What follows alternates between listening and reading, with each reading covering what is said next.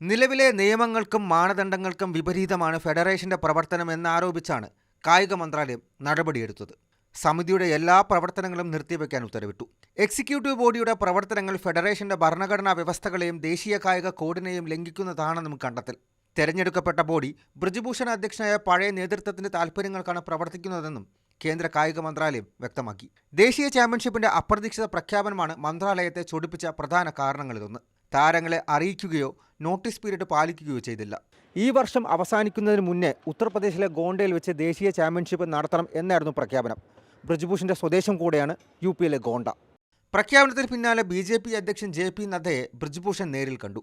ഔദ്യോഗിക കൂടിക്കാഴ്ചയെന്ന് പ്രതികരണം. हर party meeting को अटेंड करता हूं, मोदी जी को भी नमस्ते करता हूं, अमित शाह जी से भी भेंट करता हूं, नड्डा जी से भी भेंट करता हूं.